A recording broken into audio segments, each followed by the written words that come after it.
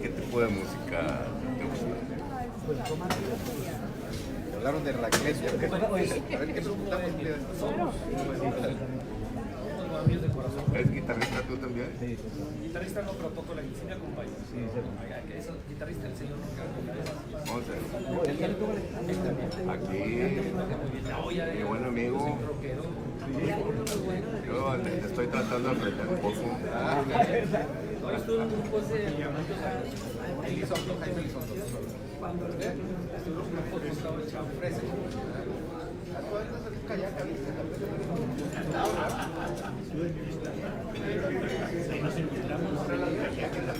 Muy buenos días a todos, gracias por acompañarnos, sean bienvenidos todos.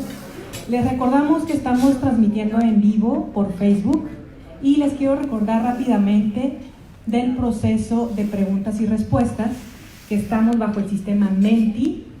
Les pido que puedan accesar menti.com, donde pueden poner ahí sus preguntas.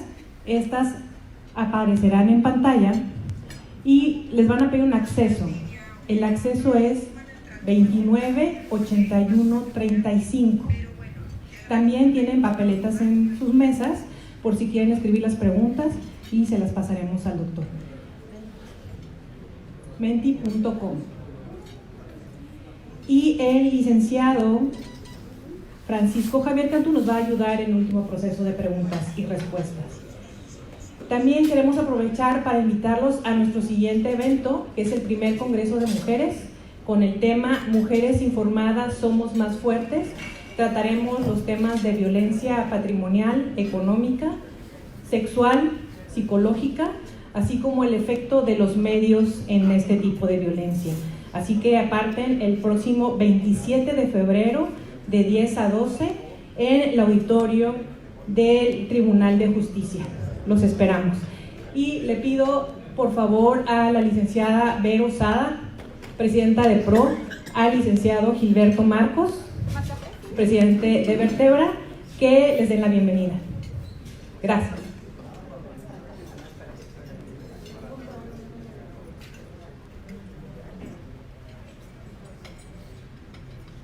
Muy buenos días.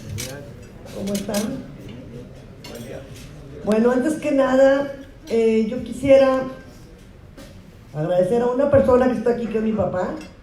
Papá, levanta la mano. Mi padre, Rogelio Sada Zambrano.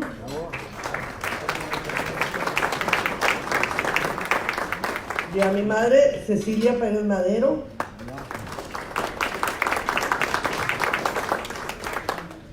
Bueno, los tengo que presentar al principio porque para mí son un ejemplo en la sociedad, en lo que tenemos que hacer nosotros y que ahora nos toca a nosotros.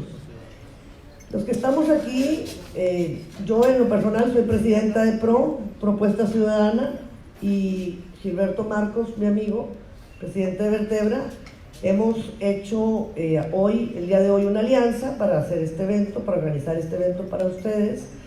Y a final de cuentas lo que pues intentamos hacer es mover las almas, mover las mentes a favor de lo mejor de México. Queremos informarnos para poder colaborar en la participación ciudadana que cada uno de nosotros hacemos, para que lo hagamos de una manera más responsable, lo hagamos de una manera informada y lo hagamos con la urgencia necesaria. Nuestro país hoy está polarizado. Estamos desinformados de los temas que pasan en el país. No hablo del Estado de Nuevo León, hablo de nuestra patria.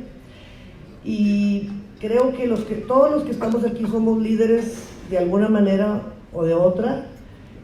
Y nuestro papel que nos toca ahora hacer en la sociedad es relevante. Hoy invitamos al doctor José Narro Robles, por el que pido un fuerte aplauso.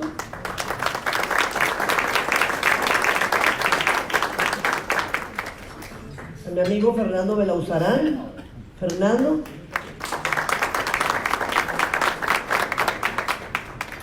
Con el tema de la salud de las instituciones de salud. ¿Y por qué el tema? Estamos oyendo diariamente que faltan medicamentos, que hay gente que está muriendo, la están dejando morir, Y no se trata de ser a favor o en contra del régimen actual ni de los anteriores, sino estar a favor de los mexicanos y de los que nos necesitan. Entonces, bueno, pues yo quería solamente agradecerles a cada uno de los que están aquí, que estemos aquí, pero para seguir colaborando con nuestro país y para unir esfuerzos entre nosotros, como hoy estamos uniéndolos Vertebra y PRO. Gracias.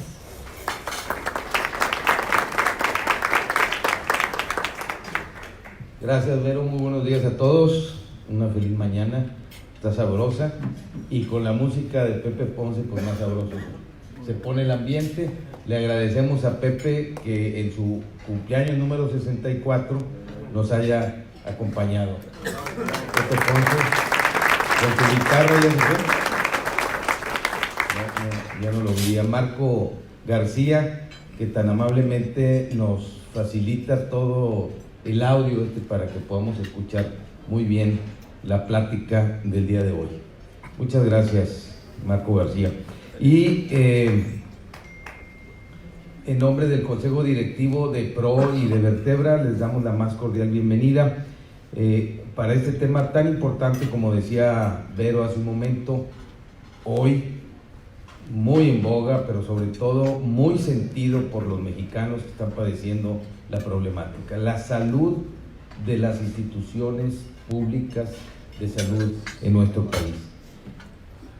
Le quiero dar la bienvenida a nuestro invitado de hoy, José Ramón Narro Robles, que fue rector de la Universidad Nacional Autónoma de México, la UNAM, por 2 periodos consecutivos. Es también médico de profesión, educador y universitario. Narro Robles nació en 1948 en Saltillo, Coahuila. Realizó sus estudios de licenciatura en la Facultad de Medicina de la UNAM, donde obtuvo el título de médico cirujano con mención honorífica en su examen profesional, facultad de la que también fue director. Fue titular número 21 de la Secretaría de Salud Pública en México. Entre los temas emergentes que enfrentó se encuentra la propagación del virus del Zika, que fue una situación declarada como emergencia global por la Organización Mundial de la Salud. José Narro Robles ha ocupado diversos cargos en la Administración Pública Federal, entre los que destacan los de Director General de Salud Pública y Director General de Servicios Médicos en el Distrito Federal, así como Secretario General del Instituto Mexicano del Seguro Social. En la Secretaría de Gobernación se desempeñó al frente de las subsecretarías de Población y Servicios Migratorios y de Gobierno. En la Secretaría de Salud fue subsecretario de Servicios de Salud y coordinador sectorial. En 2018, a través de un escrito dirigido al dirigente nacional del PRI, la corriente Solidaridad que encabezó Armando Barajas Ruiz, expuso que José Narro Robles sería candidato idóneo para representar al Partido Revolucionario Institucional en los comicios presidenciales del 2018, aunque esto no se consolidó. En marzo de este año anunció que buscaría competir para lograr llegar a la presidencia nacional del PRI, de su partido, decisión que afirma tomó de motu propio. El 19 de julio del 2019, en un video compartido en redes sociales, renunció a participar en la contienda interna priista y a su militancia de 46 años en el tricolor, al acusar que hay una simulación y una intervención directa del gobierno federal en el proceso interno para favorecer a un candidato. Recibimos muy cordialmente al ex rector de la UNAM y ex secretario de Salud Pública en México, José Narro Robles.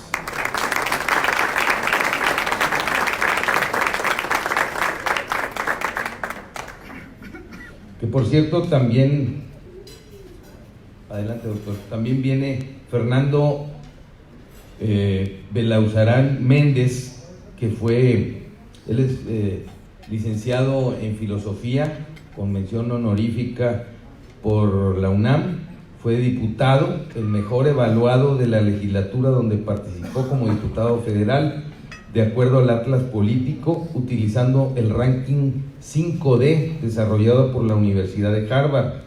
Ocupó en esa legislatura el cargo de secretario de la Junta Directiva de la Comisión de Gobernación e integró comisiones ordinarias de Transparencia y Anticorrupción y también la de Radio y Televisión.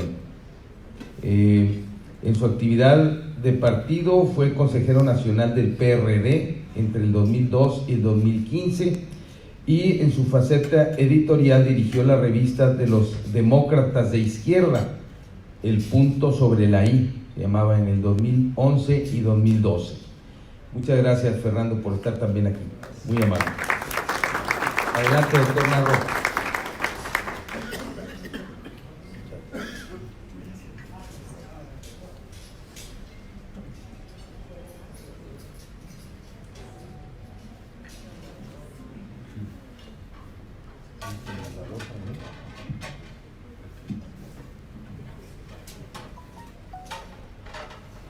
Bueno, pues muy buenos días tengan todos ustedes. Es un verdadero privilegio para mí el poder estar aquí en esta tierra maravillosa, en Nuevo León, en Monterrey. Entre los muchos defectos que tengo es que no soy regiomontano. Pero entre las varias virtudes, no tantas, es que soy saltillense. Entonces somos casi como paisanos. Y de verdad, siempre que vengo a esta tierra, siempre que vengo a Nuevo León, y estoy en Monterrey en particular, me da muchísimo gusto porque uno encuentra mucha fuerza en esta ciudad, en esta entidad federativa, en esta zona metropolitana, una de las grandes metrópolis que tiene nuestro país. Y esa fuerza se la da la gente. No son las construcciones, no son los vehículos, los atorones en el tránsito. La fuerza se la da gente maravillosa, comprometida, esforzada, como la que aquí está. Y pues yo voy a seguir el ejemplo de Verónica, y para saludarles a todas y todos ustedes tomaré a doña Cecilia, que está aquí con nosotros, y a su señor esposo.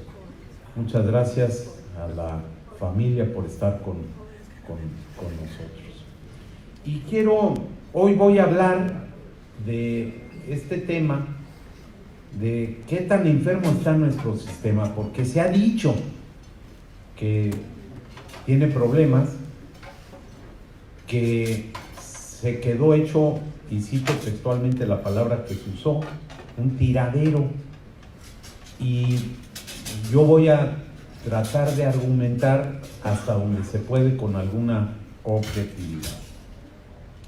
Empiezo por decir gracias a la licenciada Verónica Sada por la invitación. Muchas gracias por supuesto a Gilberto Marcos, a Fernando Belauzarán por acompañarme, por estar aquí, y de una buena vez le pido no corregirme, porque él decidió hablar después de un servidor. Entonces lo conozco y lo denuncio de una vez. Está abierto el registro de preguntas, tiene un filtro. Cualquier pregunta indebida, indecorosa, complicada para mí va a quedar bloqueada. Entonces, pero anímense a preguntar lo que quieran, que siempre le digo a los medios de comunicación que pueden hacerlo, porque al final de cuentas ellos pueden preguntar lo que quieran, que yo voy a contestar lo que yo quiera también, y estaremos en igualdad de condiciones. Pues déjenme explicar más o menos de qué trata esto y por qué tengo estructurada esta presentación así. Voy a hablar un poco de nuestro país y lo voy a hacer a la luz de algunas cosas que pasan en el mundo. Hablaré algo sobre la importancia que tiene la salud, el sistema que se ha construido, el sistema público de salud, que tiene muchas décadas, más de 75 años, salud. No es coronavirus, no sé por qué. No, ni influenza ni nada. Pero es un sistema que por allá en los años 40 tomó una nueva dimensión con el nacimiento de la entonces Secretaría de Salubridad y Asistencia, 1943, con la organización del Instituto Mexicano del Seguro Social y con la organización del primer Instituto Nacional, el Hospital Infantil de México. Voy a hablar también, para corresponder al título, de qué tan enfermo se puede ver al sistema público de salud, y después haré algunas consideraciones muy rápidas sobre el Seguro Popular y el INSABI. Aquí una compañera que me hizo favor de acercarse y hacerme algún comentario amable, ¿me recuerda su nombre? Es la directora de BIFA, que es una organización que atiende, que procura ayudar a mujeres embarazadas en situación difícil, digamos, ¿no? Y que me reclama como si yo fuera el responsable de por qué el Seguro Popular las dejó. Y le digo, no, pues no es que las dejara, es que lo quitaron, ¿no? Y voy a hablar de eso, de un poco al respecto del Seguro Popular y de la sustitución por el INSABI. Empiezo con unas cuantas palabras, no voy a tardar mucho en eso, para decir que México es un país extraordinario, metido en un mundo también maravilloso. Yo soy una gente muy optimista, me gusta reconocer los problemas, pero no puede uno dejar de reconocer que vivimos un mundo extraordinario, un mundo cambiante, un mundo con problemas, un mundo con una demografía digna de llamar la atención, porque de ahí se derivan muchos de los asuntos. Fíjense, en 100 años, en los últimos 100 años, la población del mundo pasó de ser un poco más allá de 2.000 millones, 2.050 millones de habitantes, a 7.800 millones en la actualidad, en 100 años. Un crecimiento fantástico, con todo lo que implica, porque hay que procurar alimento, habitación, salud, educación, para miles de millones de personas, de seres humanos. Y el tema es que este crecimiento poblacional va a seguir. En 2050, cuando todas las mujeres que están aquí acompañándonos vivan, y algunos varones, no todos llegaremos para entonces, pero fíjense, 9.700 millones de habitantes, pronostica la Organización de Naciones Unidas, la ONU, que va a tener nuestro planeta en 30 años más. O sea, no estamos hablando de décadas y décadas. En 30 años, 9.700 millones de habitantes. Y claro, el problema sobre todo son las líneas de hasta abajo. Lo que va a crecer fundamentalmente es la población que vive en países pobres. Lo que vamos a reproducir en el mundo en los siguientes años será la pobreza. Es un mundo en donde la esperanza de vida ha cambiado. A principio del siglo XX, el promedio, la esperanza que tenía un ser humano que nacía por ahí de 1920 era alcanzar 37 años y medio. Y hoy son 75 años en el mundo. Se ha multiplicado por 3 los años de escolaridad cuando vemos los últimos 70 años, y la economía ha tenido un crecimiento verdaderamente extraordinario. Bueno, pues ahí, en ese mundo, está nuestro país, con sus problemas. Voy a hablar sobre algunos de ellos, pero también con sus grandes avances. Yo nací, al fin ya lo dijo aquí Gilberto, yo nací en 1948, y qué bueno que lo digo porque siempre me calculan más años. Entonces, ¿verdad que sí? Usted lo dice y sí, pues sí. Pero nací en 1948 y las condiciones del país eran totalmente diferentes. Yo pertenezco a una generación donde no llegábamos a ser 26 millones, apenas éramos un poco más de 25 millones de habitantes. Hoy México tiene 126 millones. La población de la época en la que yo nací se ha multiplicado 5 veces.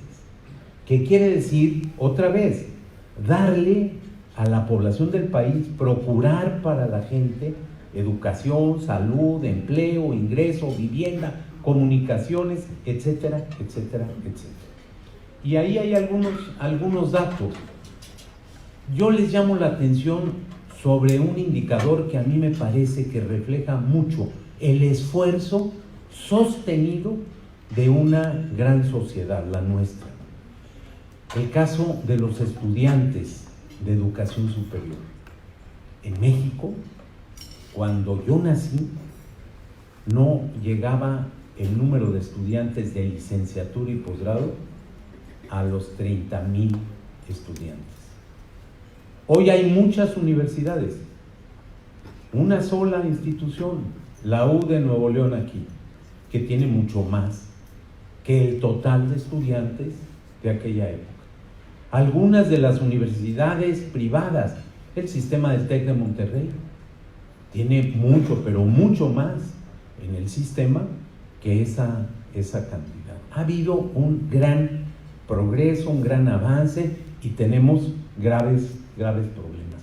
Cuando uno revisa las condiciones, ahí están datos censales, lo mismo de 1950 que de 70 para acá, para comparar algunos de los indicadores, por ejemplo, de esperanza de vida o de viviendas con electricidad, piso de tierra, agua potable, drenaje, y no hay manera de rebatir el que ha habido un avance. Que tenemos problemas, sí, sin duda, e insisto, voy a comentarlos. Algunos de ellos están aquí. Algunos son globales, otros son de largo plazo, otros coyunturales, por supuesto, algunos estructurales. Tenemos problemas. Algunos nos han acompañado ya, creo yo, por demasiados años. Y sin embargo, México es una gran nación. Y ahí hay algunos elementos, y podríamos pasarnos sin duda mucho tiempo, muchos minutos, hablando de la grandeza y de la magnitud, del tamaño y de la grandeza de este país, que se explica, entre muchas otras cosas, por lo que ahí está señalado, por la geografía, la demografía, la economía, el capital natural, por la cultura, la historia, las instituciones y los personajes que tiene nuestro país, los aportes que ha hecho para el conocimiento universal, para el arte, para la cultura humana, una cultura milenaria, una cultura o una nación multicultural con una gran historia, con una mega diversidad en algunas áreas de las especies vivientes. México tiene liderazgo, está dentro de las primeras 10 naciones. En todos estos indicadores, México está dentro de las 15 naciones más importantes, el 11º, el 11º país hablando demográficamente.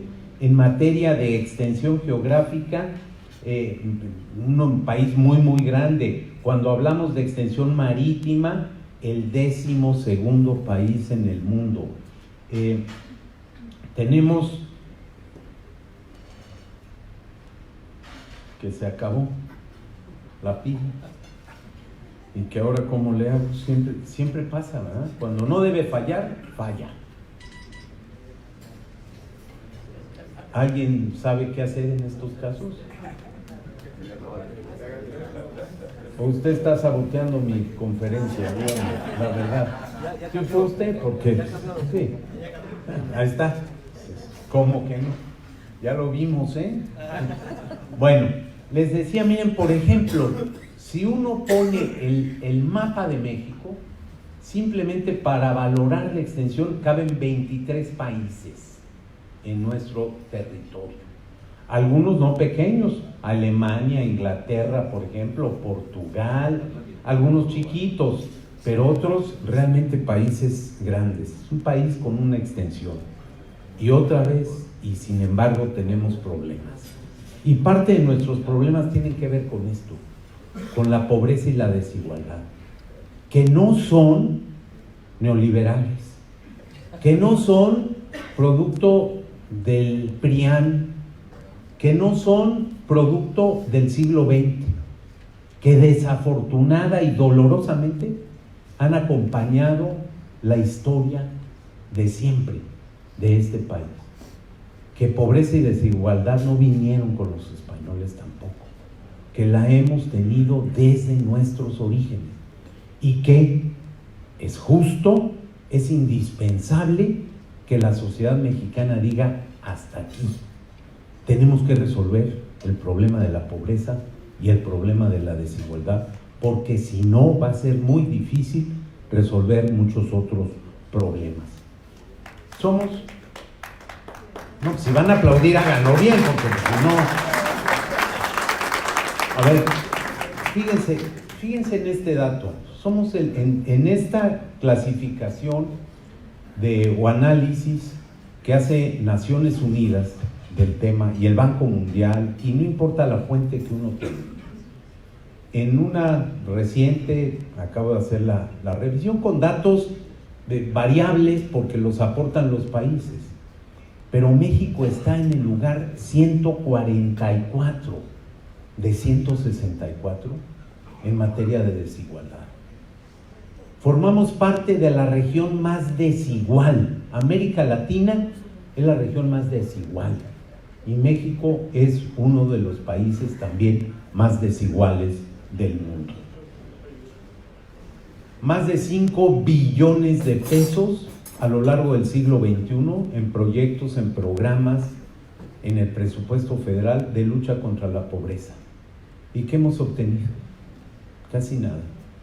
Apenas si ha menguado un poco la pobreza extrema en los últimos 20 años. Y la inversión que se ha hecho es altísima, más de 5, casi 6 billones de pesos. Pero para mostrar parte de la argumentación de que no se trata de un asunto desgraciadamente reciente, si fuera un producto de los últimos 30, 40 años, sería mucho más fácil de resolver. Vean lo que escribió y publicó, por cierto, por vez primera en 1811, después del viaje que había hecho al entonces reino de la Nueva España, Alejandro de Humboldt, en 1803 y 1804. Eso es lo que dice en su libro. México es el país de la desigualdad.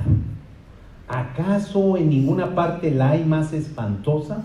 En la distribución de fortunas, civilización, cultivo de la tierra y población. La capital y otras muchas ciudades tienen establecimientos científicos que se pueden comparar con los de Europa. Dice él, la arquitectura, la finura del ajuar de las mujeres, el aire de la sociedad, todo anuncia un extremo de esmero que se contrapone, y después dice, a la desnudez, ignorancia y rusticidad del populacho. Y sigue diciéndonos que la diferencia no es nada más entre los que son españoles o los criollos y los mestizos o los indígenas, que en cada uno de los grupos hay desigualdad. Y se queda él muy impresionado por lo que encuentra. Pero alguien podría decir, pues esa es la visión de un externo al país. Y yo les digo, ya volvió usted, ¿verdad? A la sana. Sí, pues sí. Ándele pues. Estos son los sentimientos de la nación de Morelos.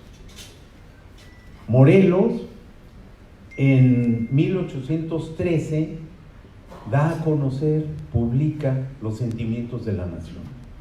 23 declaraciones, la número 12 de ellas dedicada a lo social. Y ahí está lo que dice. Y la frase clave que yo quiero llamar la atención de ustedes es la que dice que las leyes que dicta el Congreso deben moderar la opulencia y la indigencia. Disminuir, pues, la desigualdad. 1813. José María Morelos y Pavón. Paso rápidamente al tema de la salud.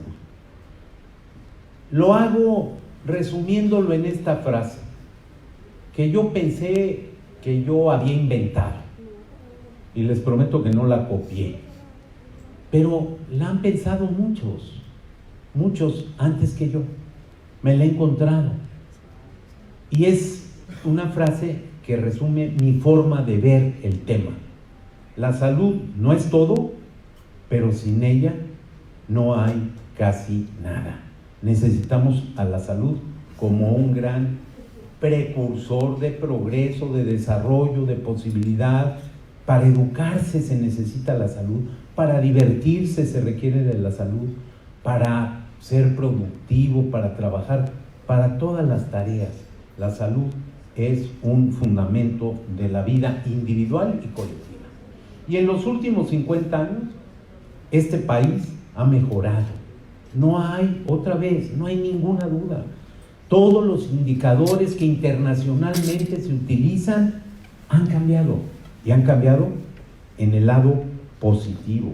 Más esperanza de vida, la estructura de la mortalidad general disminuyó, se transformó, la tasa cambió para abajo, pues, y las causas de muerte, hemos controlado las causas infecciosas transmisibles.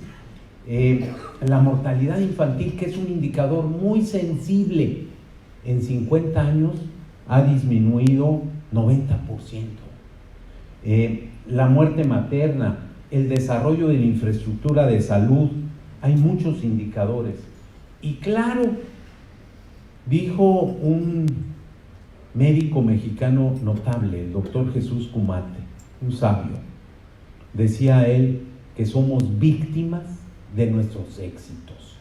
Controlamos la muerte evitable, prevenible, por ejemplo, por vacunación, pero eso nos lleva a tener vida más larga y la expresión de otras nuevas enfermedades, las crónicas, las no transmisibles, la diabetes, el infarto, la enfermedad hipertensiva, el cáncer, la insuficiencia renal, la enfermedad cerebrovascular, algunas de las hepáticas, etc. Y vivimos también, junto a esa transición epidemiológica, una transición demográfica. Tenemos grupos de población de edad más avanzada, con problemas de otra naturaleza. Una dama que está aquí presente me decía de su responsabilidad autoimpuesta por cuidar a las personas, a los adultos mayores. Me invitaba a que la ayudara, no como caso de cuidado, sino a que tratara de ayudar. Y es una causa por la que tenemos que trabajar. No estamos preparados para atender el problema que se va a venir. Miren, en 2050, por lo menos 1 de cada 5, probablemente 1 de cada 4 mexicanos tendrá 60 años y más. Y no tenemos las condiciones para la atención gerontológica y tampoco para la atención médica, para la atención geriátrica. Hemos controlado e incluso eliminado algunas de las enfermedades transmisibles, pero de pronto irrumpen algunos padecimientos. Oímos en la presentación del tema del Zika, pues sí, ahí hay un problema, como tuvimos en los años 80 en el mundo, y México no fue la excepción, el caso del SIDA. Como hemos tenido nuevas patologías presentes, el chikungunya. ¿Cuándo habíamos oído hablar de eso? Y tenemos que tener precaución, cuidado, atención, vigilancia epidemiológica, porque en un descuido, después de 100 años, volvemos a tener, por ejemplo, fiebre amarilla o algunas otras virosis que andan por ahí. El tema de la tuberculosis, que se volvió un problema muy serio, porque además es una tuberculosis resistente a muchos de los medicamentos habituales. Aquí hay médicos y saben del problema de la asociación con tuberculosis y SIDA, por ejemplo, ¿no? El panorama cambió. Miren, en 1960, diarreas, neumonías e influenza, y en tercer lugar, enfermedades del corazón. Enfermedades cortas, repentinas, agudas, de rápida resolución, de relativo bajo costo para su tratamiento, versus lo que hoy tenemos: cardiovasculares, diabetes y cáncer, enfermedades crónicas de larga duración, en ocasiones permanentes, son para siempre, y con las que lo más a lo que podemos aspirar hoy en día es a tenerlas bajo control, en el mejor de los casos. Costosas, que requieren hospitalización con alguna frecuencia. ¿Cómo está en nuestro sistema de salud? Bueno, es un sistema complejo, ¿eh? Así nació.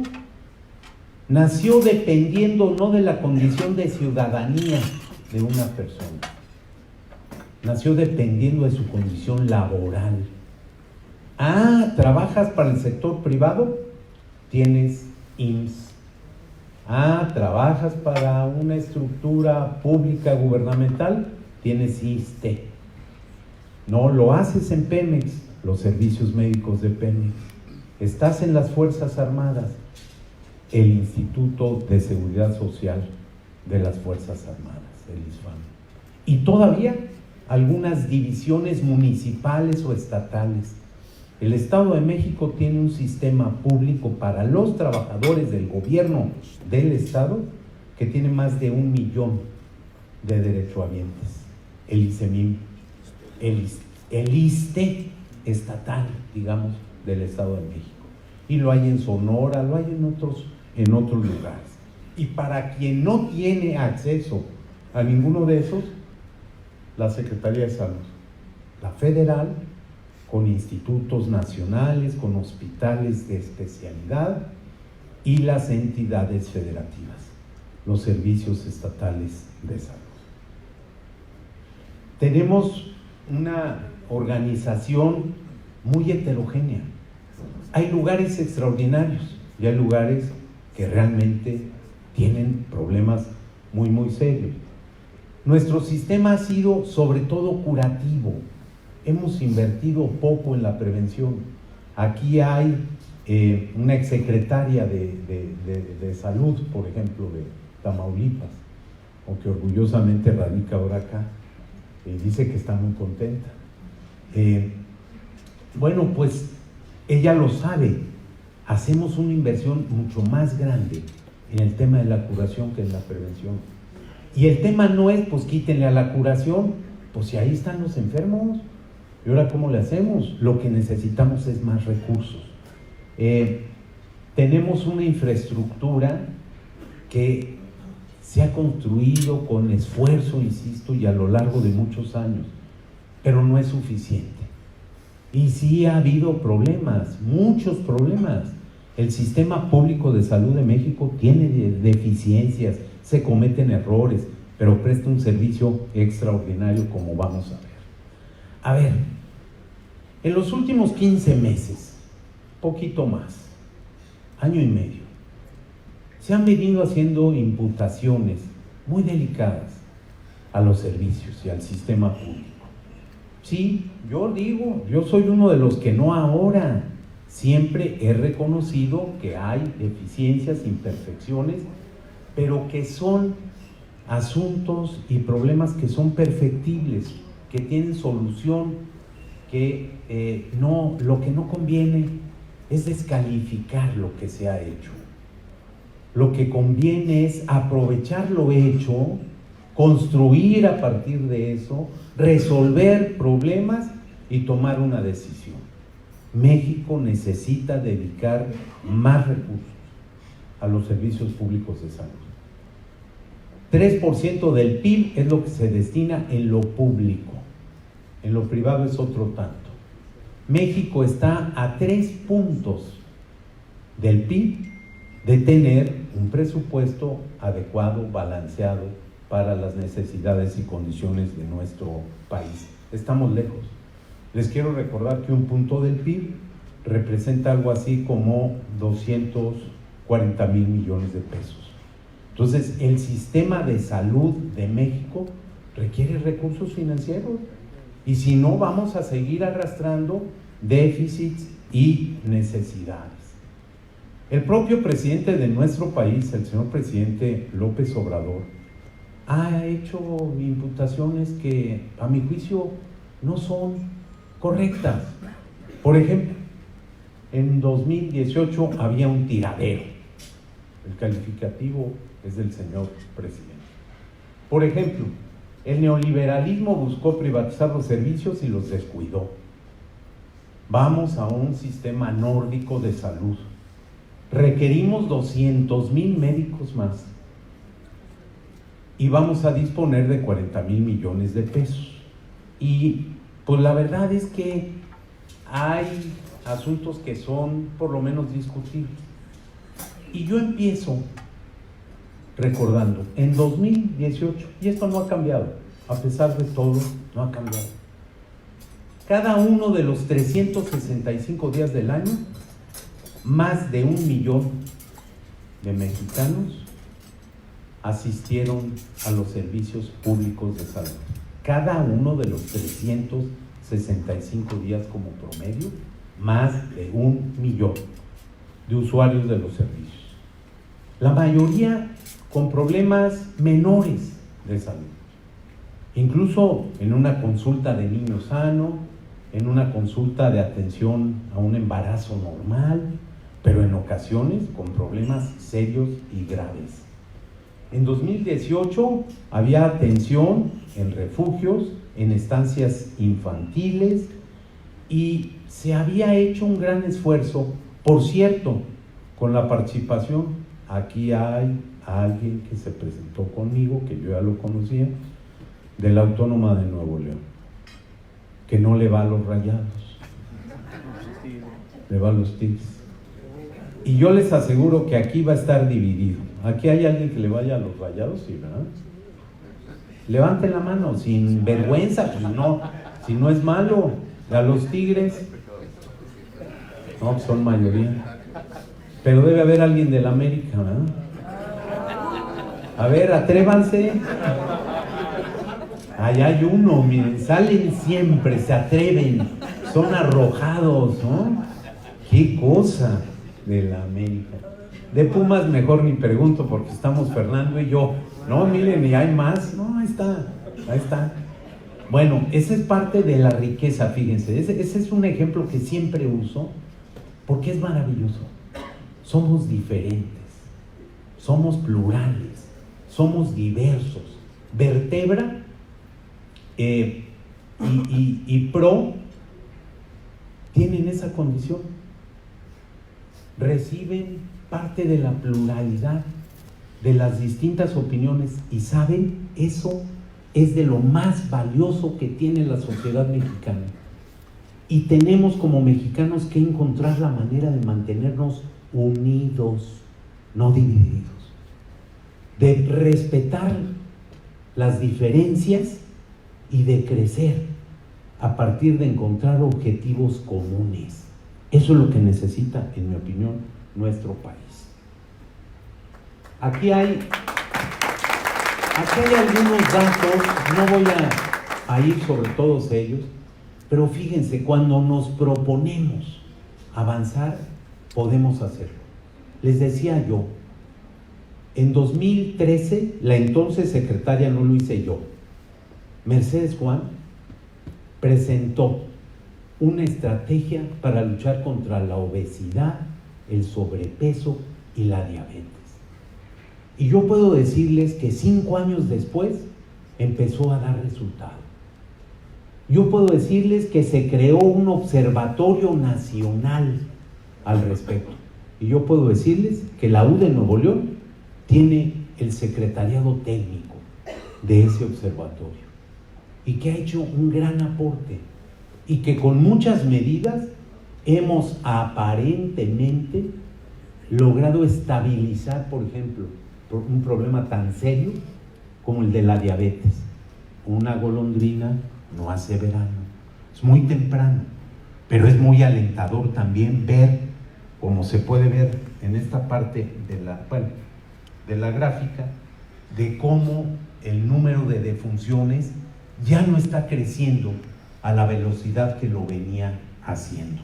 Ojalá y se nos siga presentando esa información. Habrá que ver, habrá que seguir. Tiradero, el año pasado se triplicó el número de casos de dengue porque se descuidaron los programas preventivos. El dengue se transmite por un mosco, que por cierto transmite al mismo tiempo, puede transmitir Zika, chikungunya, y en su caso fiebre amarilla, por eso es tan delicado. Nuevo León ha tenido problemas de dengue y de Zika, como todo el país. Bueno, ¿cómo se combate? Pues muy fácil, hay que acabar con el mosco, hay que hacerlo, terminar con los reservorios, fumigar, avanzar en esa dirección. Muerto el mosco, se acabó el dengue. Es la réplica de muerto el perro, se acabó la rabia.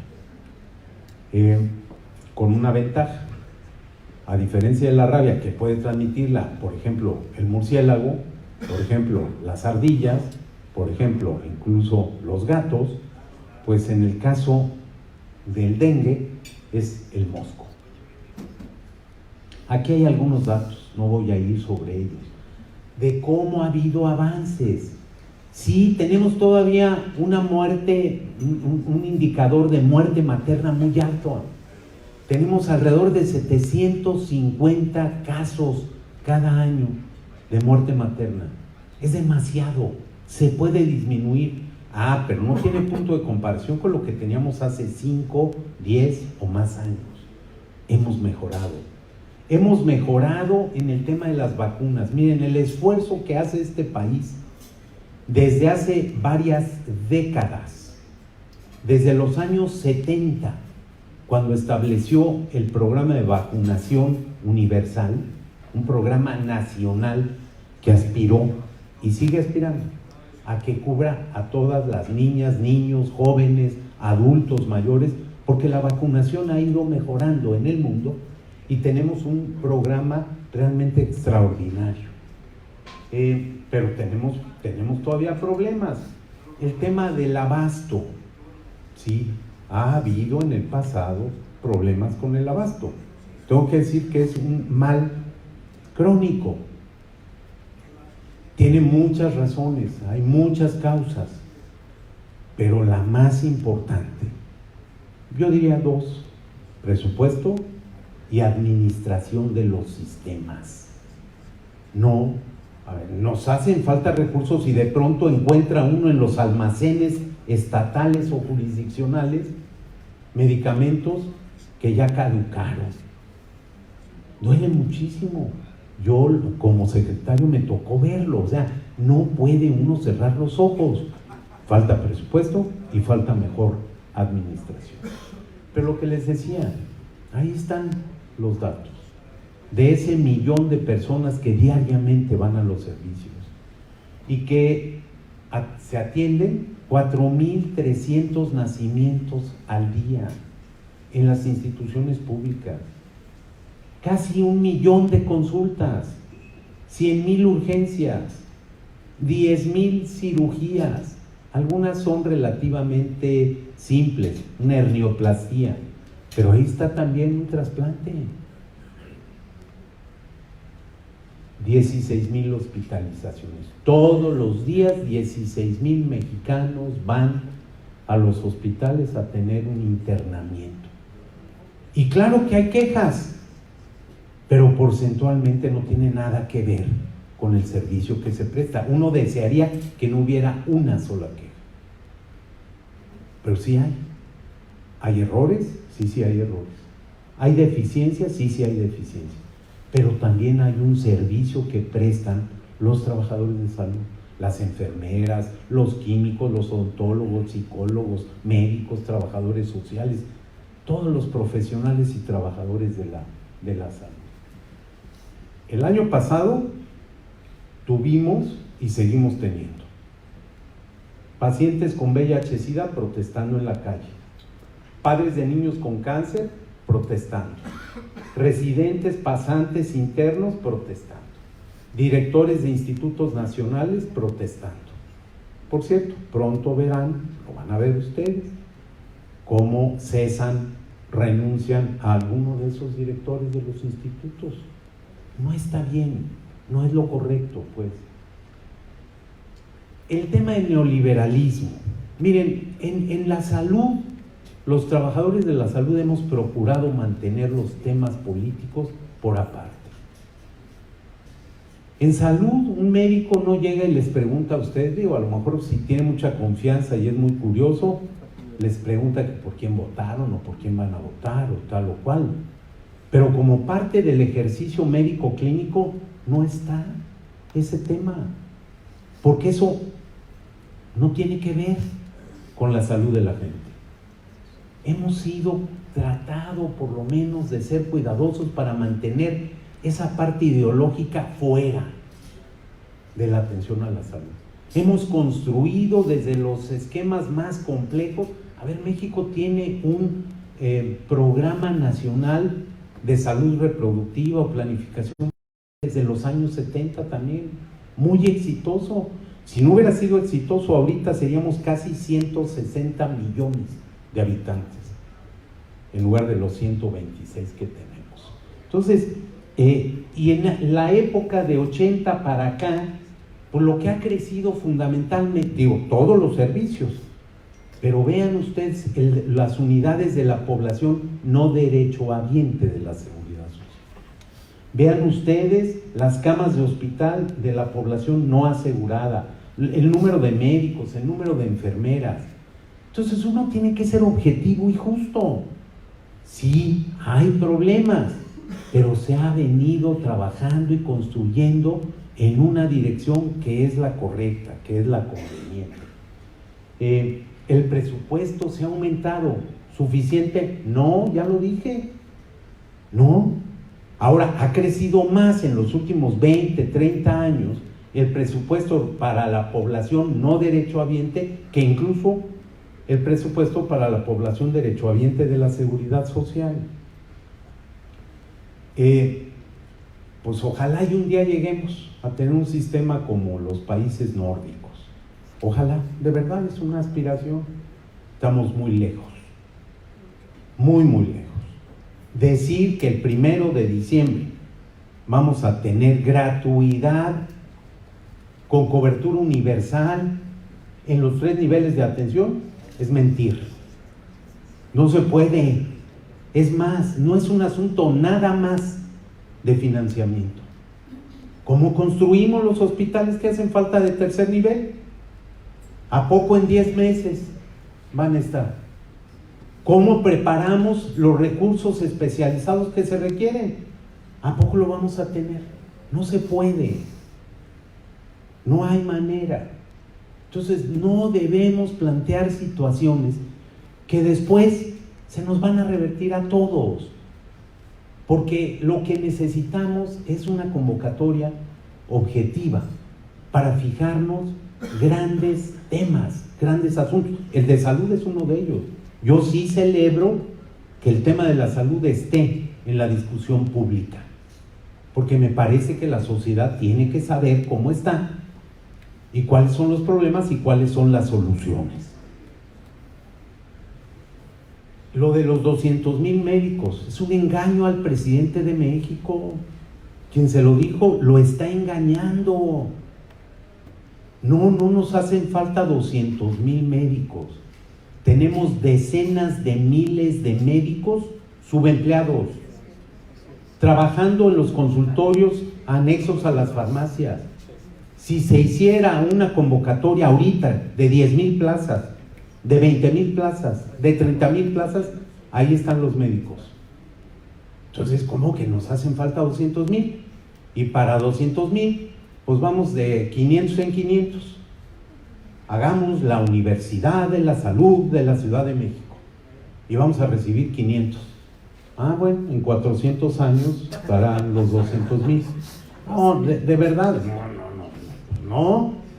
no, y de verdad, yo soy de los que piensan que las cosas hay que decirlas, porque si no, pues nada más nos engañamos y la decepción después es terrible.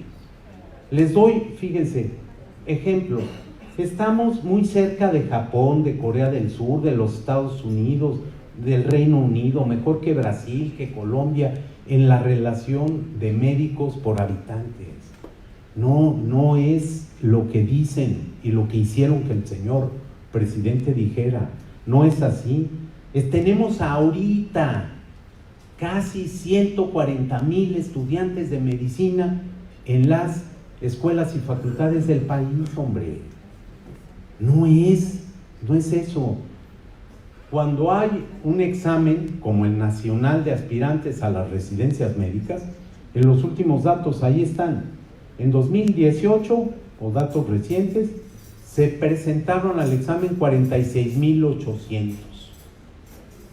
Fueron seleccionados 8,000. Son médicos, médicos ya, tienen el título. Entonces, cuidado. Lo de los 40,000 millones. Había un fondo, ahorita lo vamos a ver, que es el de Fondo de Protección contra Enfermedades que causan gastos catastróficos. Yo fui muy crítico del Seguro Popular. De ahí van a salir esos 40,000 millones. Y paso a la última parte, el Seguro Popular y el INSABI. Y decía, yo fui muy crítico en 2003 y 2004 del Seguro Popular, porque yo veía algunos problemas que efectivamente se tuvieron.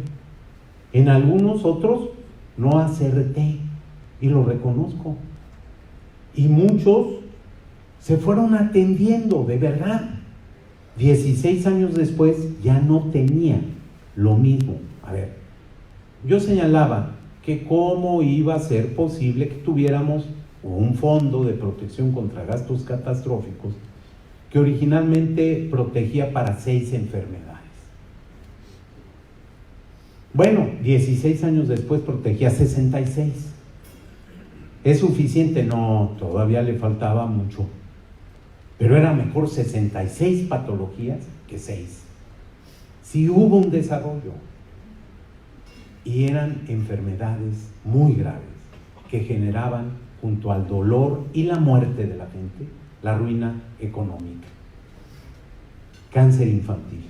Todos los cánceres, todo tipo de cáncer infantil estaba protegido por el Seguro Popular a través de ese fondo de gastos catastróficos. Cáncer de la mama, cáncer del cérvix, cáncer de la próstata, entre otros. Infarto del miocardio en menores de 65 años. Algunas enfermedades raras. Cuidados intensivos para los neonatos, para los recién nacidos. VIH-Sida. Estaban en ese fondo. De 2012, los 7 años que van de 2012 completo hasta el 31 de diciembre de 18, más o menos 1 millón, un poquito menos de 1 millón de personas fueron protegidas por ese fondo. La inversión del país fue de más de 50,000 millones de pesos. Entonces, a ver, ojalá se tenga cuidado porque ahí hay un problema. ¿Qué era el Seguro Popular? Porque de pronto se habla del Seguro Popular como si fuera un prestador de los servicios. Seguro Popular fue un mecanismo que ideó el entonces secretario Julio Frenk, un mecanismo de financiamiento.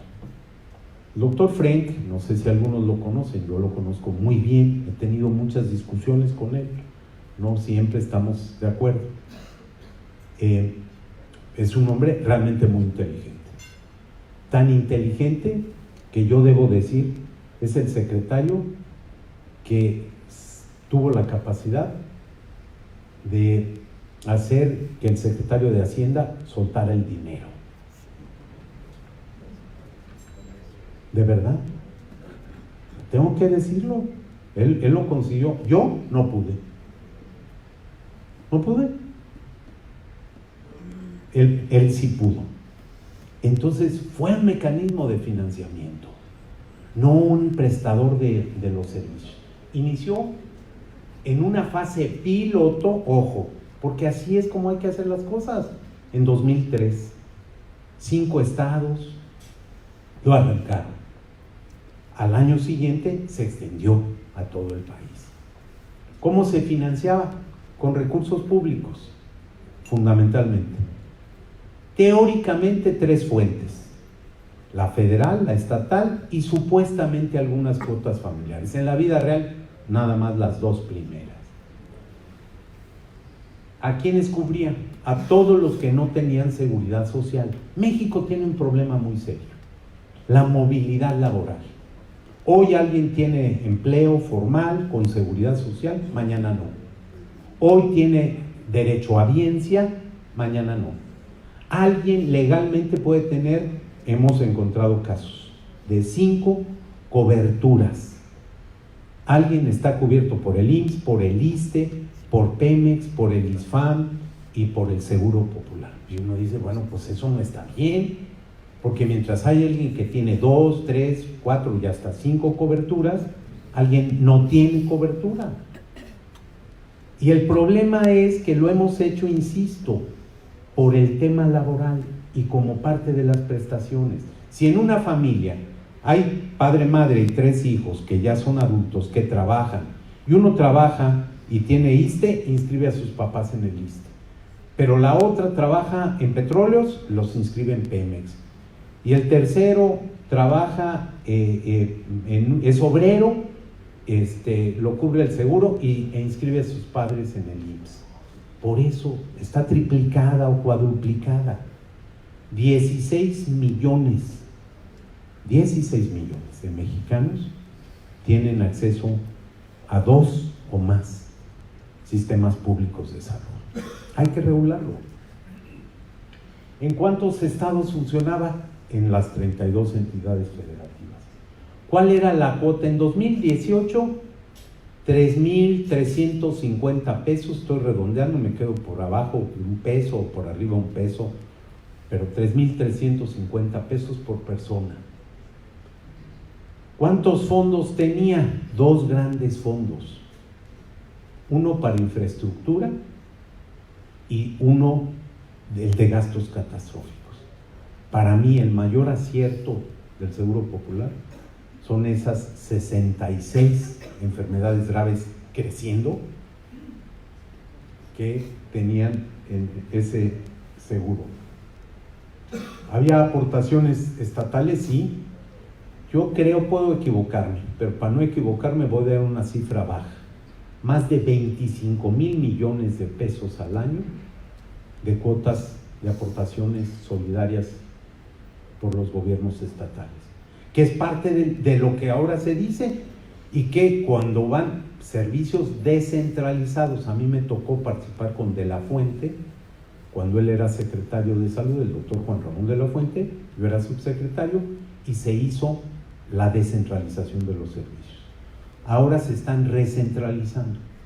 ¿Y qué va a pasar con los dineros estatales? ¿Se van a ir a la federación o qué va a pasar? O los hospitales universitarios. Ustedes tienen un gran hospital, no es el único caso. San Luis lo tiene, Coahuila lo tiene, hospitales universitarios. ¿Qué va a pasar con ellos? Pues ahí veremos, ahí vamos viéndole. Pues no es así, ¿eh? 53 millones de afiliados, inversión creciente, ahí están los datos, disminución de gasto de bolsillo, el fondo de protección, impulso a la infraestructura, se abusó de la construcción, sí, en algunos casos sí. Yo tengo que reconocer que cuando nace el Seguro Popular se sueltan las amarras del proceso de descentralización de los servicios. Cambia el foco de atención y entonces se pierde control y rectoría, se los digo con toda honestidad. Pero los gastos catastróficos disminuyeron 44%. 300 servicios de catálogo en su relación, 66 enfermedades graves cubiertas, los ejemplos que ya di. Problemas, sí se incrementó la informalidad y más con lo que ahora se está anunciando. Pues si todo va a ser gratis, pues ¿para qué pago cuotas? Pues mejor vámonos a la gratuidad, que nada es gratuito, ¿eh? De alguna parte tiene que financiarse, no va a alcanzar. El catálogo era menor al de la Seguridad Social. Algunos casos se utilizaron muy mal, hubo corrupción, sí hubo. Yo fui secretario 2 años y medio, un poco más. Por cierto, en los primeros 15 meses de que fui secretario, yo había presentado 70 denuncias penales por no comprobación de los gastos. Ahora yo no conozco una sola en 15 meses. Duplicidad de las estructuras, sí se generó una duplicidad. Un secretario de salud, usted lo sabe, secretaria, y un titular del Seguro Popular, que tenía el dinero. Y con frecuencia, pues ahí está la capacidad. Pérdida de control de la Secretaría en el nivel federal. Algunas críticas que no son reales. Mecanismo neoliberal. No fue un mecanismo neoliberal, no lo fue. Los niveles de corrupción se fueron controlando. Nació con graves problemas para el control, mejoró. No pretendía privatizar los servicios. Decir que no tuvo efecto sobre los indicadores, primero es atribuirle, pues no era el seguro, insisto, era un financiador. Pero claro que en los últimos 15 años han mejorado los servicios y descalificado por la OCDE, ha dicho alguien es falso, lo apoyó mucho. ¿Qué pasa con el INSABI? Pues no tiene reglas de operación. Entró en funcionamiento, ya va a ser 2 meses. No tenemos reglas de operación. Bueno, pues si hubieran esperado tantito. ¿O por qué no las hicieron los primeros 12 meses? No se negoció con los gobiernos, pues andaban negociando ahora a principio de febrero todavía. Tenemos un servicio, un sistema que ya no sabe uno qué se descentralizó, qué no se quedó, qué se recentralizó, cómo va a estar el manejo de los recursos estatales. Ya, no puede ser así. Eso no está bien, no ayuda. Sí puede haber un estímulo a la informalidad y creo que acabar con el Fondo de Protección contra Gastos Catastróficos sí es muy delicado. Finalmente, problemas de certidumbre para la población, lo hemos visto. Y no es que pase en un sitio, en un hospital, no es que un director esté ahí manejando a la gente, no. Es que la gente no sabe, es que los propios funcionarios no saben, es que los propios trabajadores de salud no recibieron la indicación. Se va a seguir fomentando la duplicidad de los servicios. Y lo del 1 de diciembre, no se va a poder. Yo desearía y prometo que si me equivoqué, el día 1 o 2 de diciembre voy a salir públicamente a reconocer que me equivoqué. Yo no tendría ningún inconveniente, me daría gusto, estaría muy contento de decir, fíjense que no sé cómo lo hicieron, pero sí se pudo. Y ahí están todos los servicios de tercer nivel y ya todos los pacientes, las decenas de miles de personas que necesitan, decenas de miles que necesitan diálisis peritoneal, hemodiálisis o incluso trasplante de riñón, ya lo tienen. ¿Y de dónde agarramos a los donadores? No, o sea, Pero en fin, lo haría con mucho gusto. Y bueno, se acentúan algunos de los problemas. En fin, ese soy yo. Gracias por su atención. Sé que me extendí. Me habían dado 15 minutos. Ni modo. Soy un académico y el mejor truco que puede hacer un académico es acabarse el tiempo para que no le pregunten mucho. Entonces ya cumplí mi cometido. Muchas gracias.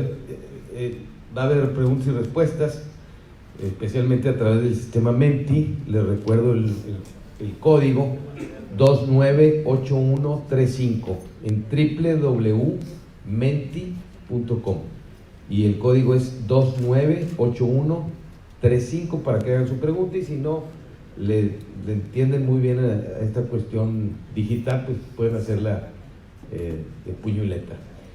Antes de las preguntas y respuestas con el doctor, le quería pedir a Fernando Lausarán que pase para hacer un breve recuento sobre este tema de las instituciones de la salud, de las instituciones de salud en México. No sé dónde esté Fernando.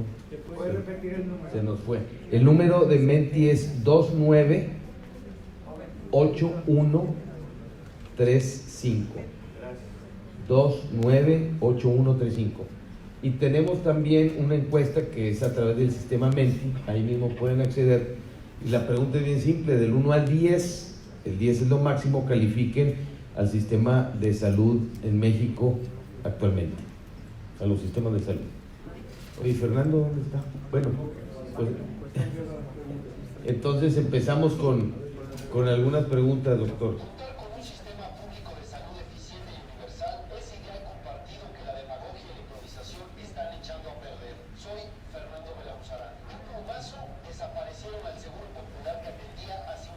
Es un video de Fernando, pero ¿dónde está?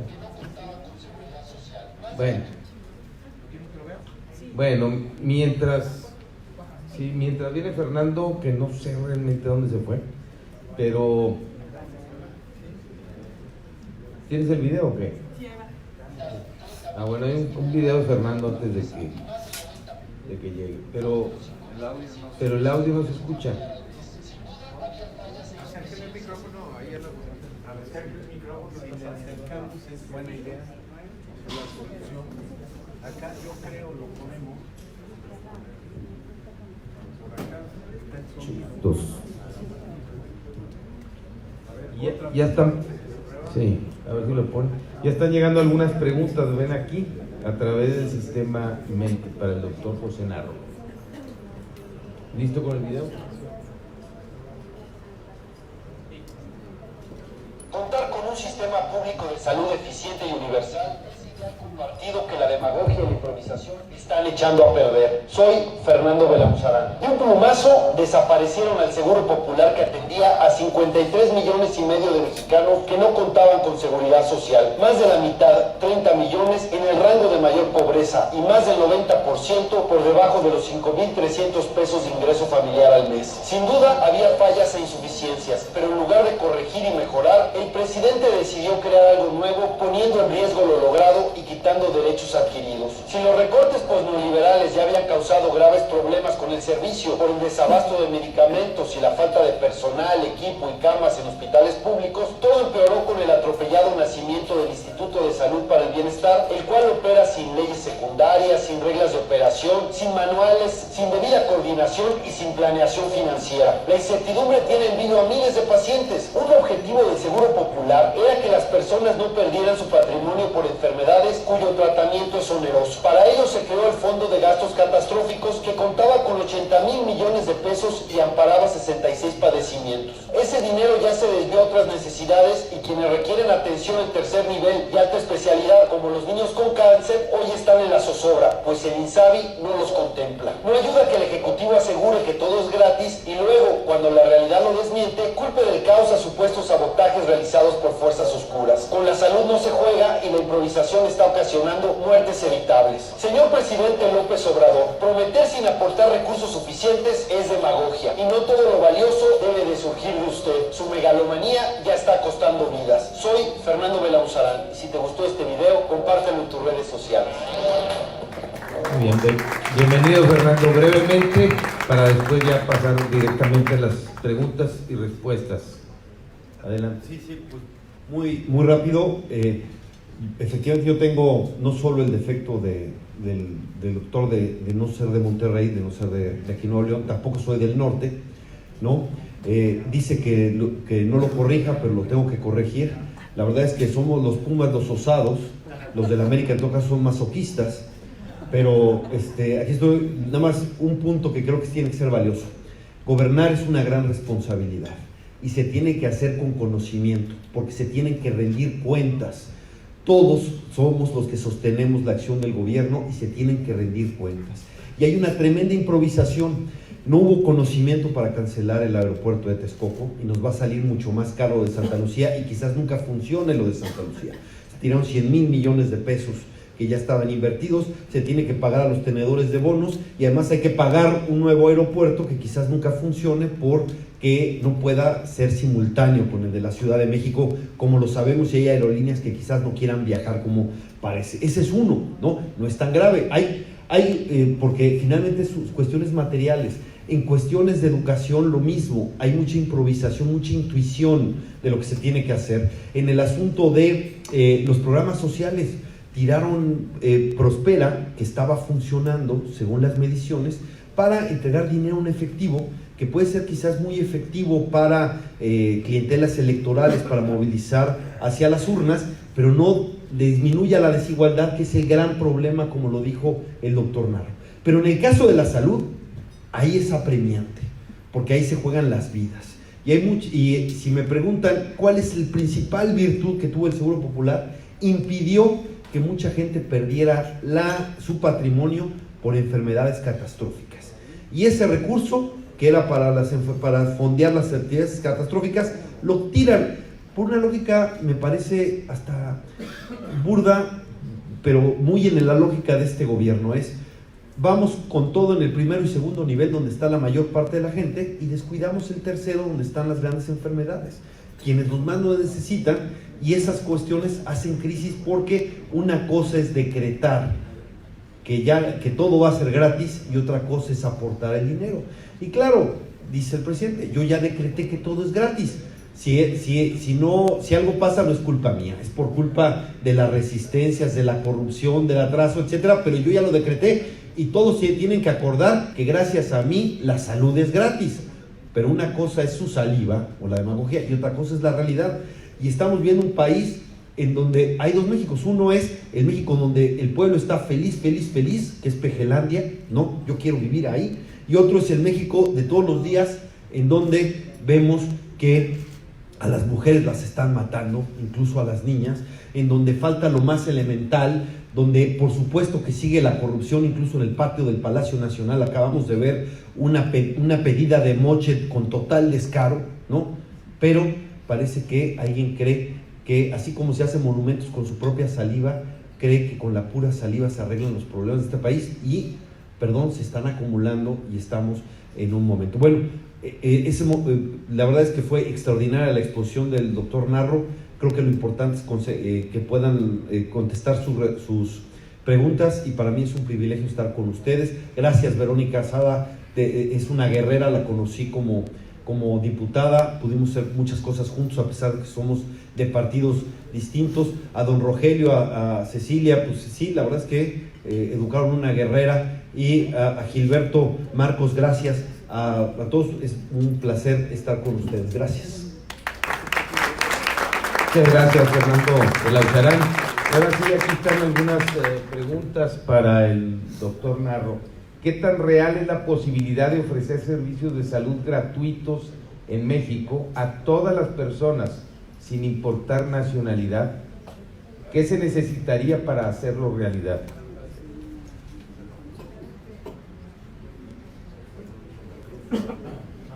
Pues sí. Miren, ¿se puede conseguir esto?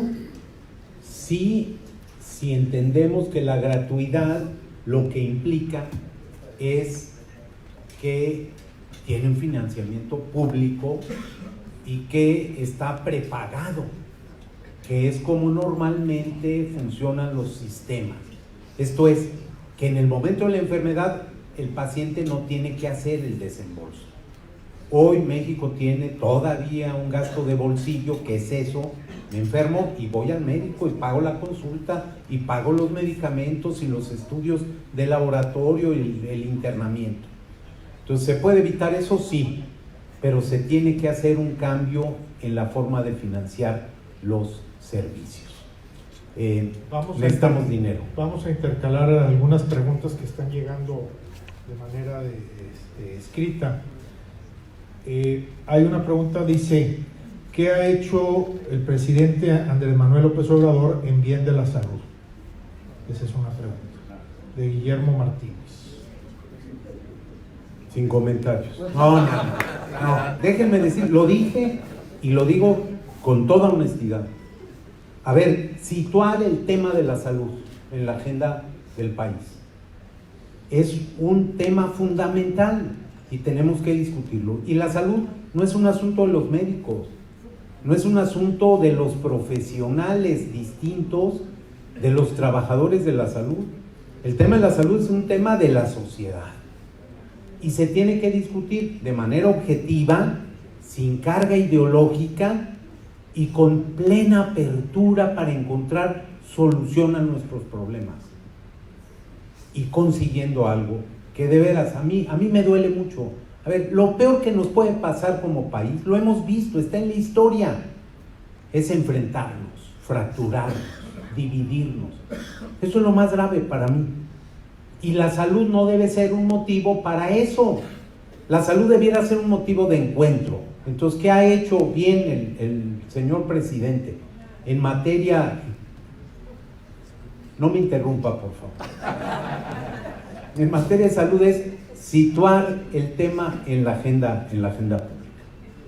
Hay otra pregunta ahí, doctor. ¿Qué está pasando con los pacientes que estaban siendo atendidos de enfermedades catastróficas por el Seguro Popular y que automáticamente después del 1 de enero desapareció el Seguro Popular, y qué atención están recibiendo? Bueno, yo les puedo decir que a mí me dijo un oncólogo, hablando del caso, de pacientes aquí de Monterrey, de Nuevo León, pues, pero de servicios de salud que estaban atendiendo pacientes con cáncer de mama, que a partir del 1 de enero dicen: ¿y ahora quién va a hacerse cargo de cubrir el costo de las atenciones? ¿O qué simplemente las dejamos a las pacientes con CA de mama y ya no damos el tratamiento?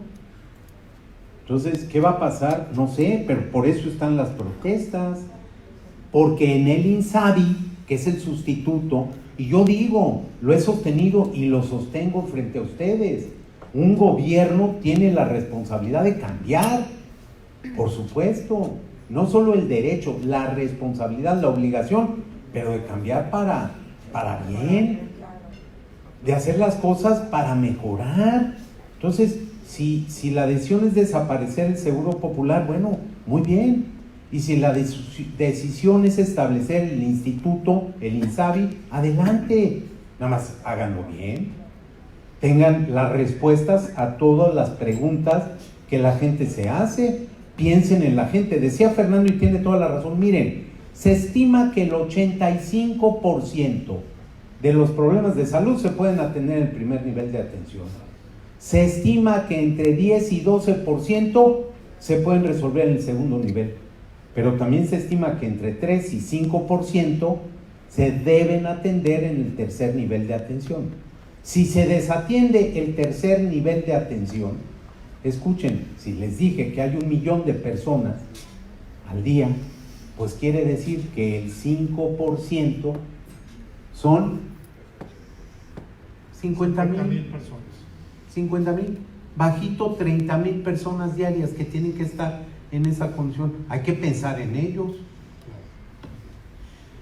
Una pregunta que también llegó por escrito es ¿por qué los salarios tan bajos de médicos internos y pasantes de medicina? Y déjenme decirles, yo fui el último secretario que los aumentó. Los pasantes de medicina, los internos de pregrado son estudiantes, entonces no son salarios, son becas, pero hacen una tarea insustituible.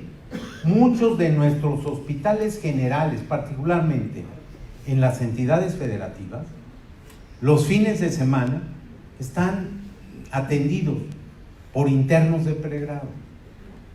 México tiene como 8,000 pasantes en centros de salud y unidades médicas rurales. Configuran, así sean estudiantes todavía en formación, una de las fuerzas de trabajo más importantes que en materia de salud tiene el país. Y ahí están también las enfermeras, y las becas son bajas. Y son bajas, pues, otra vez, por razones presupuestales.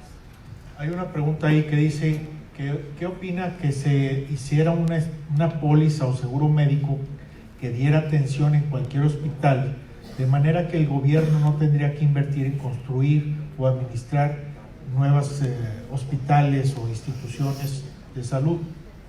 Sí, hay muchas formas de poder atender. Esta pudiera ser una de ellas.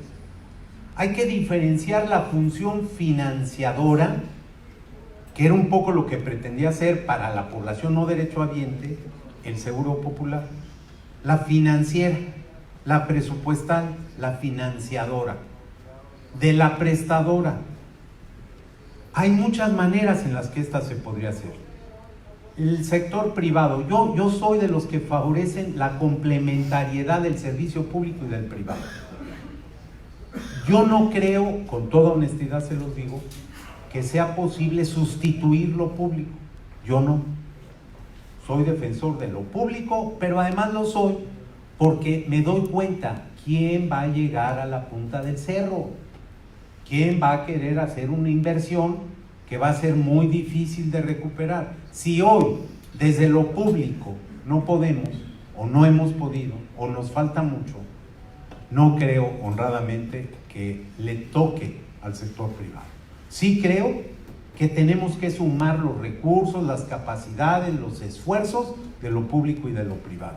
Y sí creo que puede haber alianzas y asociaciones entre lo público y lo privado. Otra pregunta que está por ahí dice, mencionó que el problema del IMSS es de presupuesto. ¿Qué rol juega su sindicato, que frecuentemente se califica como obeso y turbio? Al fin que estamos en confianza, ¿no? Miren, claro que hay un tema que se va a tener que revisar y que tenemos que de nueva cuenta abordarlo con toda apertura, con toda claridad, porque han cambiado las reglas. Porque, a ver, lo que tienen los sindicatos, lo he dicho muchas veces, lo sostengo. Lo que tienen en los contratos colectivos se les otorgó. Quienes hicieron las negociaciones firmaron los contratos colectivos o las condiciones generales de trabajo. No se lo robaron los sindicatos. Ahora, imagínense ustedes un sindicato que tiene 75 años negociando, pues llegó el momento de decir, oye, hay cosas que ya no puede este país. La sociedad ya no da para eso. A lo mejor cuando había muy poca gente, el tema de los retiros, ¿qué vamos a hacer como país con el tema de las pensiones? Es la señal de que ya me calle. Sí, pero no me voy a callar de todas maneras. A ver, déjenme decirles, tenemos que plantearnos el tema de las pensiones. Nomás échenle un ojo al presupuesto de egresos de la Federación, al PEF, y van a encontrar 800,000 millones o más en 2020 para las pensiones. Yo no lo he revisado desde hace 2 años, pero debe andar en 800,000 millones. Y también se vuelve muy injusto, porque este es un país que está incubando el gran huevo de la serpiente con el trabajo informal. No vamos a ninguna parte. Estamos empeñando, hipotecando el futuro y no queremos entrarle porque políticamente pues es muy costoso. Pues sí, pero un día, otra vez, pues discutámoslo, abramos la discusión, éntrale todo el mundo y que encontremos la solución más inteligente. Entonces, sí hay problemas y sí tiene que ver también con contratos colectivos, con sindicatos, pero, insisto, con ese señalamiento. Hay una pregunta aquí sobre el dengue que dice que si el dengue obedece a aspectos de saneamiento básico, pero en general el dengue se presenta en ciclos de 8 a 10 años posterior a cada brote epidémico. A ver, el dengue es una enfermedad transmitida, ya lo dije, por un mosco, es un virus y la biología del padecimiento, digamos, permítanme plantearlo así, está bien identificada. No, con todo respeto, no son brotes cíclicos de 8 o 10 años.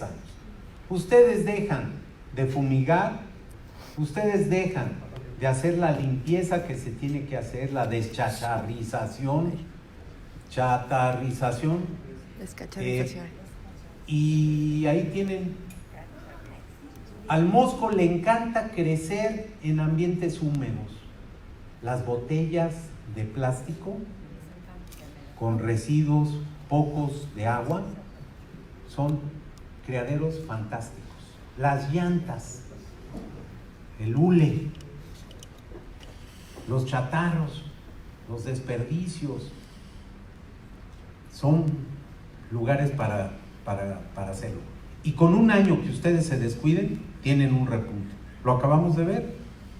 3 veces más casos de dengue, 3 veces y media los casos que teníamos. Redujimos en el gobierno anterior, pasaron cosas negativas, sin duda. Hay que dar cuenta de ellas, por supuesto. Todo el mundo tiene que tomar la responsabilidad que le toca, pero también pasaron cosas buenas. Había una pregunta un poquito más arriba que hablaba del coronavirus. Sobre ese tema, ¿qué podemos esperar próximamente? Sí, es una enfermedad que se registra por un tipo de virus. Los coronavirus son una familia que tiene algunos que han probado ser extraordinariamente agresivos y letales. La letalidad se mide como el porcentaje de defunciones que se registran por cada 100 enfermos. Entonces, el SARS es un coronavirus, esa enfermedad, ese síndrome agudo de un gran problema respiratorio, una fiebre del Medio Oriente, algo así se llama, también es un coronavirus. Este es un nuevo coronavirus, es letal y sin embargo la letalidad, por los datos que nos están dando, es relativamente baja. Acabo de revisarlo, por eso me lo sé. Miren, en el mundo anda como en 2.2%. Esto es, de 1000 casos, 22 fallecen. Nada más les quiero recordar que hemos tenido en los últimos 10 años AH1N1, influenza por ese virus, en donde hemos tenido letalidades 7 veces superiores, 15% de letalidad. Entonces, es real, hay un virus, si hay un problema, llama la atención porque no conocemos bien, o no se conoce al dedillo todo su ciclo, no está mostrando tener una transmisibilidad tan alta como la influenza, y sí es un problema para el que uno tiene que prepararse, porque es muy probable, con la movilidad que hay en el mundo, que llegue a México.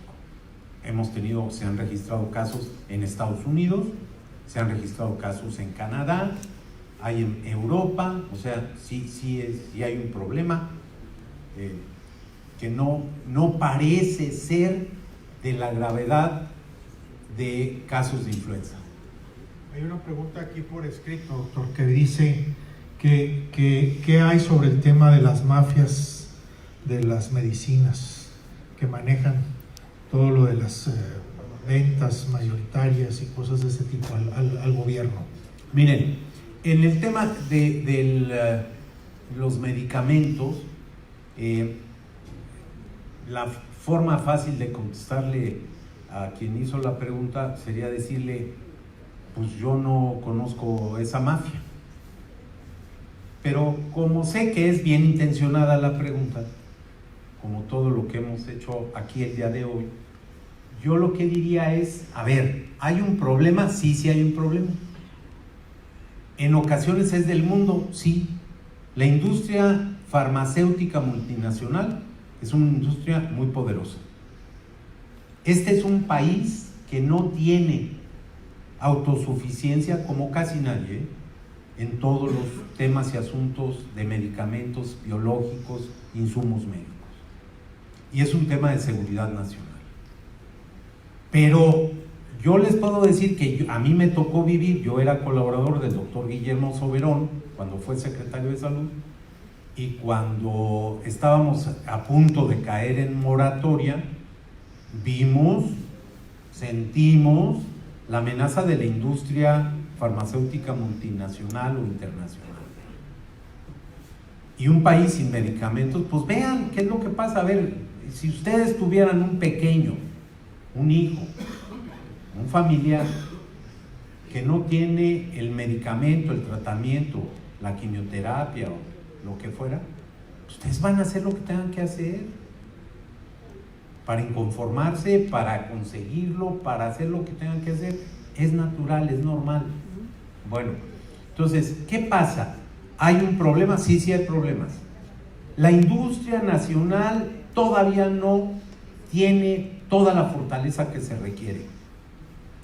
Pero también les digo, pues lo he vivido, o sea, pues estos añitos que se me notan, los he trabajado y tengo la experiencia. Me tocó participar con el doctor Juan Ramón de la Fuente, la idea fue de él, de introducir en México lo que ya en muchos países había, y estoy hablando de hace 22 años, medicamentos genéricos.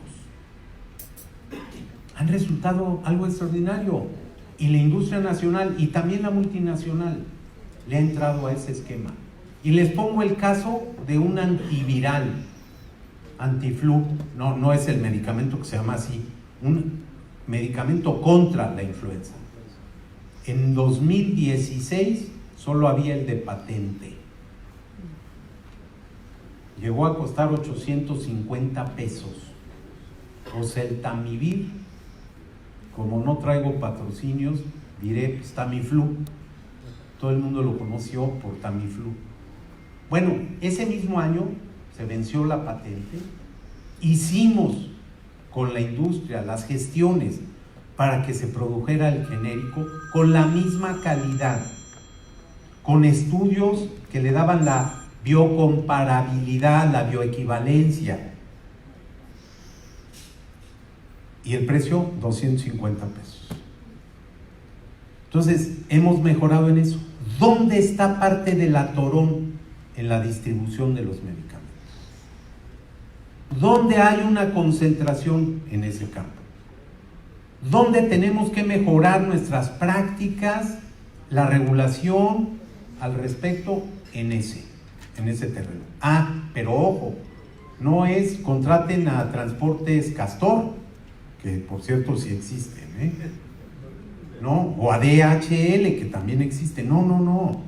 Es que muchos de los temas del traslado, del transporte, junto con la distancia, es las condiciones en las que tiene que viajar el medicamento o el biológico, incluidos transportes refrigerados, con refrigeración controlada, porque si no, pierden su potencia muchos de esos productos. Bueno, ahí sobre el tema hablaba de que qué tan cierto es que el desabasto de medicinas hoy en día en los hospitales y en las clínicas es debido a que no cumplen con los estándares de requerimiento de los medicamentos. A ver, También se los puedo contestar. Y por cierto, no vayan a calificar a los servicios de salud como califican al ponente, o sea, a mí, porque entonces pues, le va a ir muy mal a los servicios. La calificación que les pidieron es para los servicios públicos, no para el tal narro, ¿eh? Ojo, bueno, pero decía, a ver, ¿en cuál estábamos? Era este. El de, sí. A ver, no es así. Con la norma. Fíjense, y es otro problema, digo, no traté todos los problemas. Este país hizo, y a mí me gusta siempre reconocer a quienes lo hacen. Frank, entre los aciertos, a mi juicio, que tuvo como secretario de salud, fue, entre otros, el establecer COFEPRIS, nuestro órgano regulador. Él fue colaborador del presidente Fox y debe ser 2002, 2003 cuando arranca ese órgano regulador, COFEPRIS. Y COFEPRIS tiene la responsabilidad y es un órgano importantísimo para la salud, pero también para la economía. Por ejemplo, lo que México exporta de alimentos tiene que ser sancionado por COFEPRIS. Y COFEPRIS había recibido las valoraciones altas de organismos internacionales, la OMS, la OPS y de agencias de estados o de regiones, la agencia europea, la canadiense, la FDA de los Estados Unidos, la japonesa, la australiana. Entonces, estábamos muy bien, la están debilitando. Y es un grave error, grave error. Y yo digo, hay que luchar contra la corrupción, es uno de los cánceres más terribles que tiene la sociedad mexicana. Pero, y tiren el agua sucia, pero como dicen en el dicho, pero sin el niño. Están bañándolo, pues sí, tiren el agua, pero no arrojen al niño también. Entonces, limpiemos las cosas, sí, hay mucho trabajo, pero cuidemos a las instituciones. COFEPRIS es una de ellas. Y desafortunadamente se ha claudicado cuando se publica que se pueden importar medicamentos sin tener toda la valoración que se requiere. Es un riesgo para la salud. Última pregunta, doctor, ya para terminar porque estamos pasándonos del tiempo. Dice, los niveles de contaminación en Monterrey y Ciudad de México deben ser tomadas en cuenta medidas de protección como el uso de cubrebocas durante días de contingencia. La respuesta, siendo honesta, es si lo que queremos es generar conciencia, úsenlos. Si me preguntan si sirven, la mayoría de ellos no. Aquí hay muchos médicos y saben que se tienen que tener cubrebocas, no de los que se pueden comprar casi en cualquier farmacia, sino algunos que tengan condiciones técnicas de elaboración y de verdadera protección que ayuden a eso. No, hay muchas otras cosas que se pueden hacer. Claro, es mejor si alguien tiene un problema respiratorio poder taparse para no estar contaminando. Las infecciones respiratorias con altísima frecuencia se transmiten de persona a persona y se transmiten en el estornudo, se transmiten con la tos, a través de las manos, tocando cosas contaminadas. Por eso se recomienda lavarse constantemente las manos, entre muchas otras cosas. No sería el cubrebocas estándar la acción indicada. Muy bien, doctor. ¿Puedo decir lo último ya? Sí, ya nos vamos, en 15 minutos más nos vamos. No, déjenme decirles otra vez, como empecé diciendo, muchas gracias. Muchas gracias a Propuesta Ciudadana. Muchas gracias, Francisco. Gracias, Vero, por la invitación. Muchas gracias a Vertebra. Vertebra lo aprendí ahora que recibí la invitación, porque primero decía Vertebra, ¿qué es Vertebra? Y revisé y me encontré un personaje con el que debatí personalmente, Carlos Abascal, un personaje con el que tuve muchas diferencias ideológicas, un personaje maravilloso. Yo lo traté, a mí me atendió, yo lo visité cuando era secretario del Trabajo, lo visité como secretario de Gobernación, lo recibí cuando él estaba en una de las fundaciones, en cual me dijo Gilberto, ¿cuál era la fundación del PAN? La Preciado, yo creo que él tenía, porque tienen dos en el PAN, ¿no? La Rafael Preciado y la... Y la otra, pues eso le pasa Miguel Estrada Iturbide. Y Miguel Estrada, efectivamente, él era de la Preciado. Y lo recibí cuando yo fui rector. Y entonces encontré que Vertebra pues, es una de las tareas que él se impuso. Y yo quiero decirle a Vero, gracias por tomar iniciativas desde la sociedad. Y a Gilberto, qué bueno que se mantiene Vertebra. Qué bueno que pueda él, aunque no me escuche, está haciendo como que no me oye.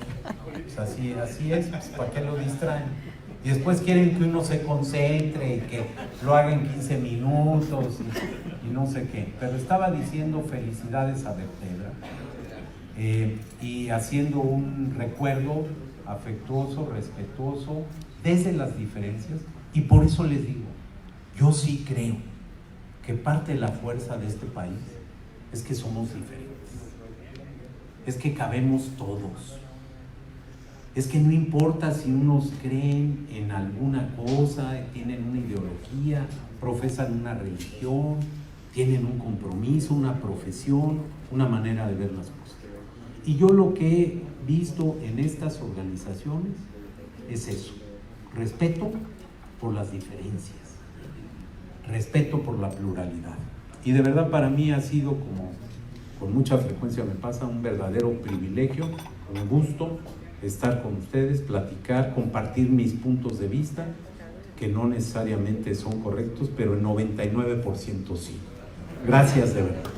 Muchas gracias, doctor Narro, por su presentación, y a Fernando Belauzarán también.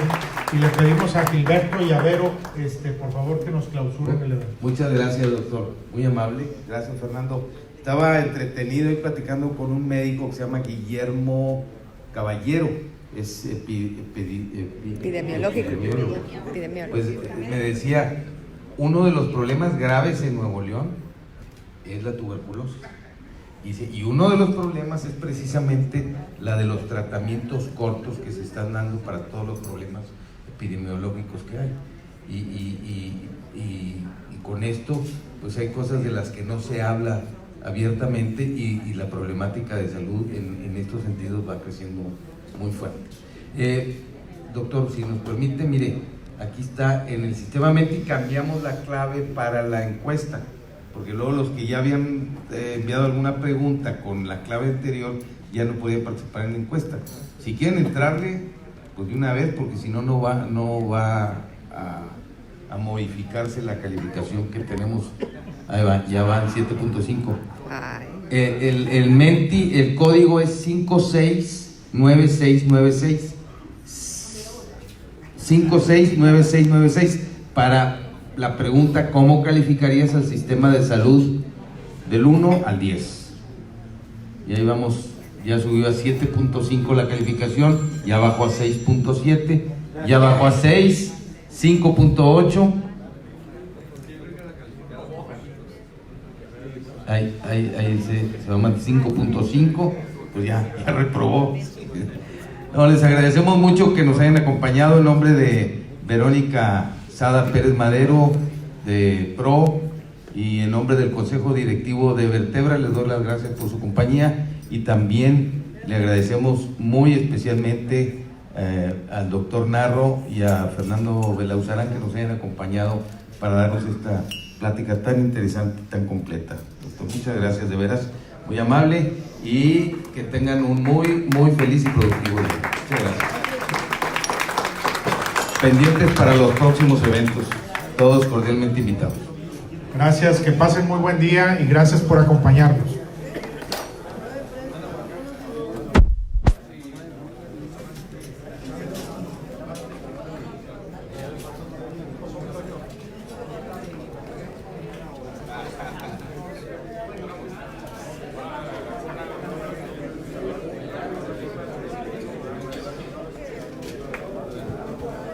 Apáguenle a la carga.